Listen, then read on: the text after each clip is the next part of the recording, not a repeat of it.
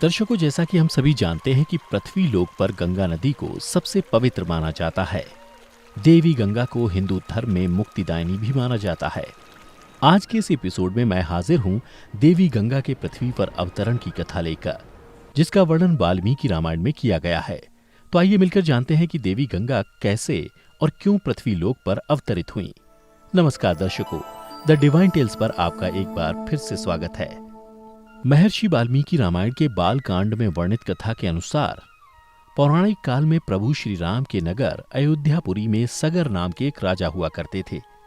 राजा सगर ने 2 शादियां की थीं, किंतु वे संतानहीन थे। राजा सगर की पटरानी का नाम केशिनी था और केशिनी राजा विदर्भ की पुत्री थी, जबकि सगर की दूसरी रानी का नाम था सुमति, जो राजा अरिष्टनेमि की कन्या थी। जब काफी समय तक राजा सगर को दोनों पत्नियों से कोई संतान की प्राप्ति नहीं हुई, तो एक दिन वे अपनी दोनों पत्नियों को लेकर हिमालय के भृगुप्रसरवण नामक स्थान पर पुत्र की प्राप्ति के लिए तपस्या करने चल दिए और वहां पहुंचकर वे अपनी दोनों रानियों के साथ महर्षि भृगु की तपस्या में लीन हो गए। कुछ समय बाद महर्षि भृगु उनकी तपस्या से प्रसन्न हो राजा सगर और उनकी दोनों पत्नियों के सामने आए और उन्हें वर दिया कि उन्हें अनेक पुत्र प्राप्त होंगे, परंतु साथ ही ये भी कहा कि राजा सगर की दोनों पत्नियों में से केवल एक पत्नी केवल एक पुत्र को जन्म देगी, जो उनके वंश को आगे बढ़ाएगा, और दूसरी पत्नी से राजा सगर को 60,000 पुत्रों की प्राप्ति होगी। यह सुन दोनों रानियों ने महर्षि भृगु को प्रणाम करते हुए पूछा, हे भगवान, ये तो बताइए कि हम दोनों रानियों में से कौन कितने पुत्रों को जन्म देगा। तब महर्षि भृगु ने कहा कि यह तुम दोनों की इच्छा पर निर्भर है।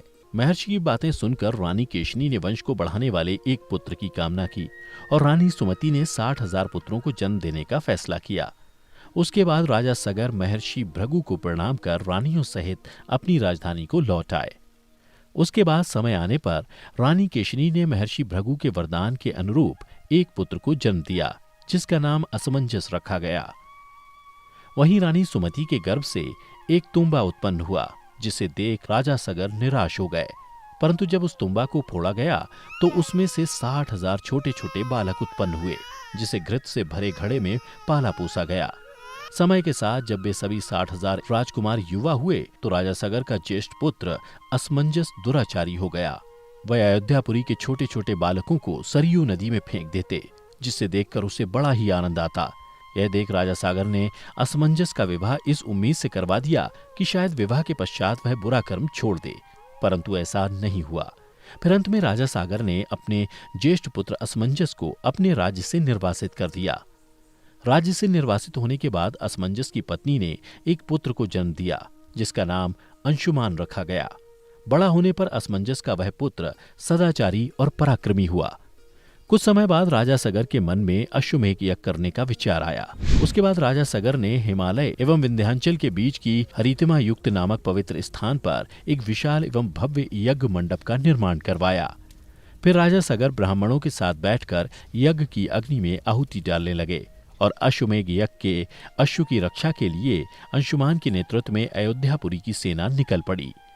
अश्वमेध यज्ञ का अश्व कई राज्यों से होकर गुजरा, किंतु किसी ने उसे रोकने का साहस नहीं किया।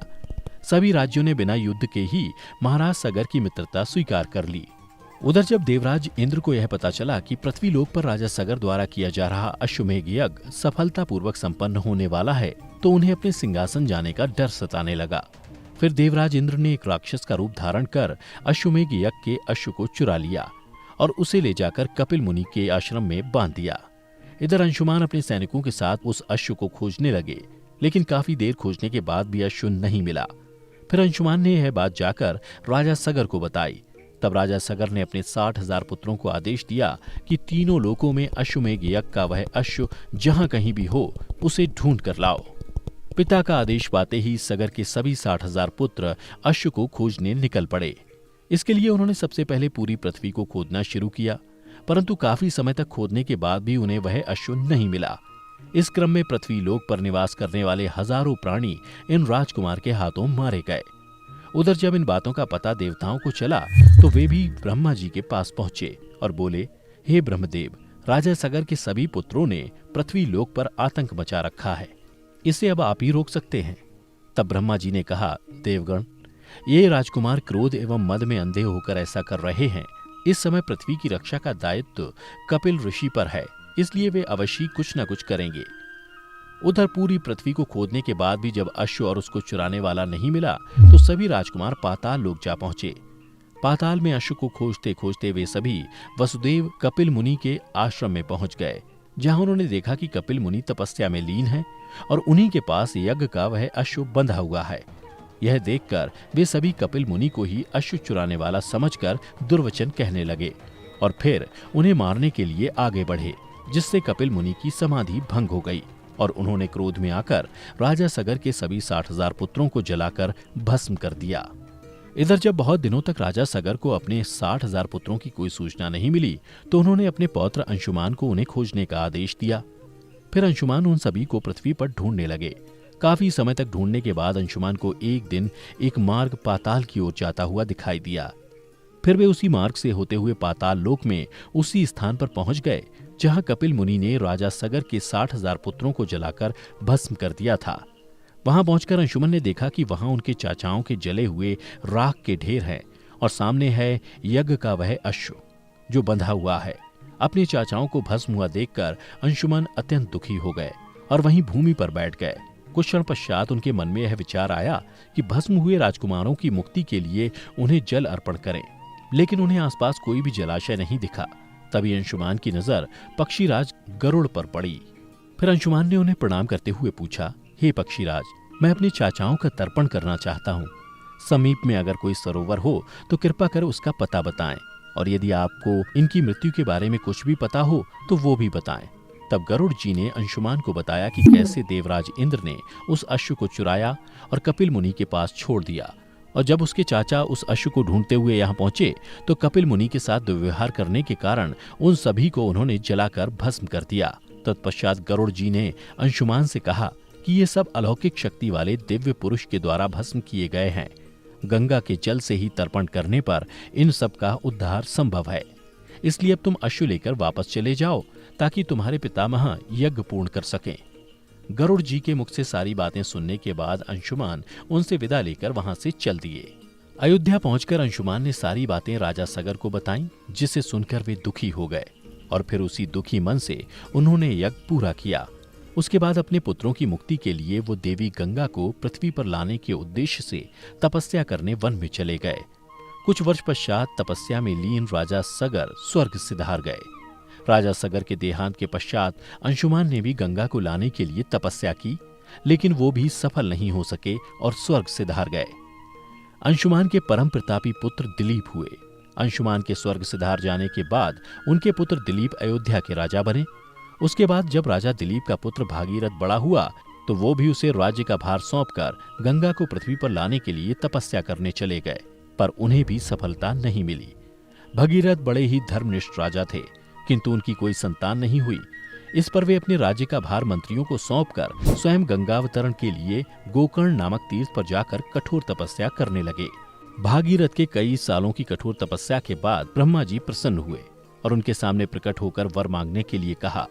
भगीरथ ने ब्रह्मा जी से कहा कि परमपिता, यदि आप मेरी तपस्या से प्रसन्न हैं तो मुझे यह वर दीजिए कि मेरे पूर्वज महाराज सगर के पुत्रों को मेरे प्रयत्नों से गंगा का जल प्राप्त हो, जिससे कि उनका उद्धार हो सके। साथ ही मुझे संतान प्राप्ति का भी वर दीजिए ताकि इक्ष्वाकु वंश आगे बढ़ सके। तब ब्रह्मा जी ने कहा कि संतान का तेरा मनोरथ शीघ्र ही पूर्ण होगा, किंतु देवी गंगा पृथ्वी पर अवतरित नहीं हो सकती, होने में एक समस्या है। यह सुन राजा भगीरथ ने कहा, हे भगवान, देवी गंगा पृथ्वी पर अवतरित क्यों नहीं हो सकती? तब ब्रह्मा जी ने कहा, हे वत्स भगीरथ, क्योंकि जब गंगा जी वेग के साथ पृथ्वी पर अवतरित होंगी तो उनके वेग को पृथ्वी संभाल नहीं सकेगी। गंगा जी के वेग को संभालने की क्षमता देवाधिदेव महादेव जी के अतिरिक्त किसी में भी नहीं है, इसलिए तुम्हें महादेव जी की कठोर तपस्या कर उन्हें प्रसन्न करना होगा। इतना कहकर ब्रह्मा जी अपने लोक को चले गए। इधर ब्रह्मा जी के जाने के बाद भगीरथ ने साहस नहीं छोड़ा और वे उसी जगह पैर के अंगूठे के सहारे खड़े होकर महादेव जी की कठोर तपस्या करने लगे। फिर 1 साल बाद देवादिदेव महादेव राजा भगीरथ की तपस्या से प्रसन्न हुए और उन्हें आशीर्वाद दिया और बोले, वत्स भगीरथ, हम तेरी मनोकामना पूरी करने के लिए गंगा जी को अपने मस्तक पर धारण करेंगे उधर जब इसकी सूचना देवी गंगा को मिली तो वे क्रोधित हो उठी, क्योंकि वे देवलोक से कहीं जाना नहीं चाहती थी। फिर देवी गंगा ने निश्चय किया कि वे अपने प्रचंड वेग से शिव जी को बहाकर पाताल लोक ले जाएंगी, और जब वे भयानक वेग से शिव जी के सिर पर अवतरित हुईं, तो देवी गंगा का यह अहंकार महादेव जी से छुपा न रहा। महादेव जी ने गंगा की वेगवती धाराओं को अपनी जटाओं में उलझा लिया। गंगा जी अपने समस्त प्रयत्नों के बाद भी महादेव जी की जटाओं से बाहर न निकल सकी। गंगा जी को इस प्रकार शिव जी की जटाओं में विलीन होता देख भगीरथ ने फिर शंकर जी की तपस्या की। भगीरथ की इस तपस्या से प्रसन्न होकर भगवान शंकर ने गंगा जी को हिमालय पर्वत पर स्थित विंदुसर में छोड़ा। छूटते ही गंगा जी 7 धाराओं में बट गईं। गंगा जी की 3 धाराएं राधनी, पावनी और नलिनी पूर्व की ओर प्रवाहित हुईं। सुचक्षु, सीता और सिंधु नाम की 3 धाराएं पश्चिम की ओर बहीं, और 7वीं धारा महाराज भगीरथ के पीछे चली। जिधर जिधर भगीरथ जाते थे उधर उधर ही गंगा जी जाती थी। स्थान स्थान पर देव, यक्ष, किन्नर, ऋषि, मुनि आदि उनके स्वागत के लिए एकत्रित हो रहे थे। जो भी उस जल का स्पर्श करता था भव बाधाओं से मुक्त हो जाता था। चलते चलते गंगा जी उस स्थान पर पहुंची जहां ऋषि जाह्नवी यज्ञ कर रहे थे। गंगा जी अपने वेग से उनके यज्ञशाला को संपूर्ण सामग्री के साथ बहा कर ले जाने लगी। इससे ऋषि को बहुत क्रोध आया और उन्होंने क्रुद्ध होकर गंगा का सारा जल पी लिया। यह देखकर राजा भगीरथ निराश हो गए और वे महर्षि जाह्नवी से देवी गंगा को मुक्त करने का अनुरोध करने लगे और उन्हें सारी बातें बतलाईं। तब महर्षि जाह्नवी ने अपने कान के रास्ते देवी गंगा को मुक्त कर दिया। तभी से देवी गंगा का एक नाम जाह्नवी पड़ गया। फिर राजा भगीरथ उस ओर चल पड़े जहां उनके पूर्वजों की राख पाई हुई थी। फिर देवी गंगा भी उनके पीछे पीछे चलने लगी और कपिल मुनि के आश्रम पहुंचकर उन्होंने राजा सगर के 60,000 पुत्रों को मुक्ति दिलाई। फिर राजा भगीरथ ने उन्हें धन्यवाद दिया। उसके बाद ब्रह्मा जी ने प्रसन्न होकर भगीरथ को वरदान दिया कि तेरे पुण्य के प्रताप से प्राप्त इस गंगा जल से जो भी मनुष्य स्नान करेगा या इसका पान करेगा वह सब प्रकार के दुखों से रहित होकर अंत में स्वर्ग को प्रस्थान करेगा। जब तक पृथ्वी मंडल में गंगा जी प्रवाहित होती रहेंगी तब तक उसका नाम भागीरथी कहलाएगा। तो मित्रों, इस तरह देवी गंगा पृथ्वी लोक पर अवतरित हुई।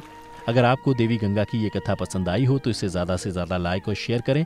साथ ही ऐसी ही पौराणिक और धार्मिक कथाओं के लिए हमारे चैनल को अभी सब्सक्राइब कर लें। फिलहाल आज की वीडियो में इतना ही। अब हमें दें इजाज़त। आपका बहुत बहुत शुक्रिया।